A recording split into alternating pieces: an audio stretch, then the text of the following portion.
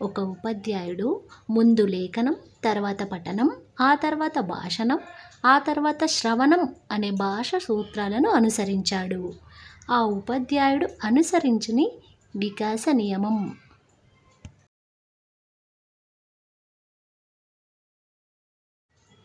వికాసం క్రమానుగతమైంది. ఒక పరిశోధకుడు ప్రజ్ఞ ఎక్కువ ఉన్నవారిలో నైతిక విలువలు ఎక్కువ, ప్రజ్ఞ తక్కువ ఉన్నవారిలో నైతిక విలువలు తక్కువ అని పేర్కొన్నాడు. పై పరిశోధనలో ప్రజ్ఞ.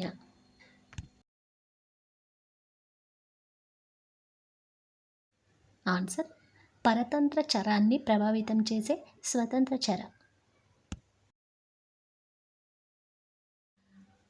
రాము బొమ్మలకు స్నానం చేయిస్తాడు, ఆ బొమ్మలకు సీసాతో పాలు తాగిస్తాడు, జోలపాట పాడి నిద్రపుచ్చుతాడు. రాము పియాజే సంజ్ఞానాత్మక వికాసంలో ఏ దశలో ఉంటాడు?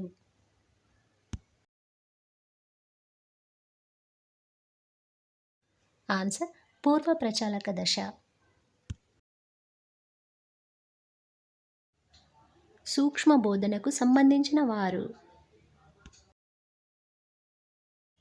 ఆన్సర్: ఫ్రాన్సిస్ చేస్.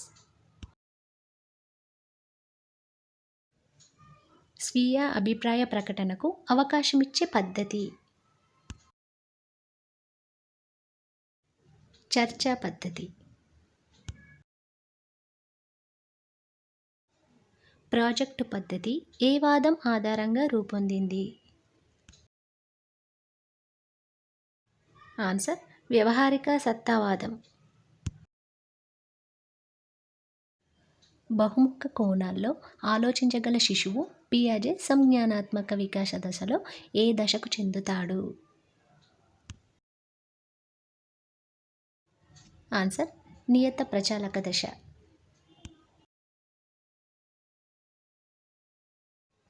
ప్రాజెక్టు పద్ధతిని బోధనా పద్ధతిగా రూపొందించినది.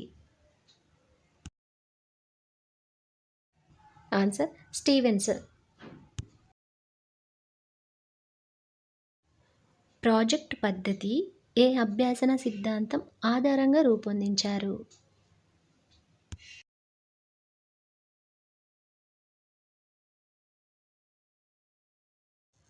ఆన్సర్: అంతర్దృష్టి అభ్యాసనం. రాజు ఒక సగటు విద్యార్థి. తాను పాఠశాలలో బంగారు పతకం సాధించుకున్నట్లు ఊహించుకుంటూ ఉంటాడు. రాజు దశ. ఆన్సర్: కౌమార దశ.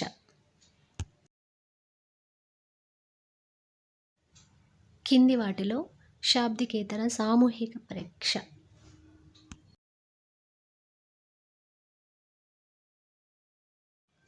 ఆన్సర్: ఆర్మీ బీటా పరీక్ష.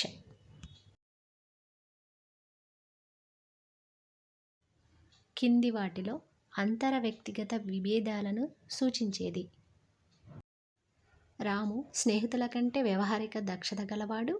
బి. రాము చదవడం రాయడం రెండూ ఇష్టపడతాడు. సి. రాము శారీరకంగా బలవంతుడు, ఉద్వేగంగా అస్థిరుడు. డి. రాము గణితం కంటే సాంఘిక శాస్త్రాన్ని ఇష్టపడతాడు.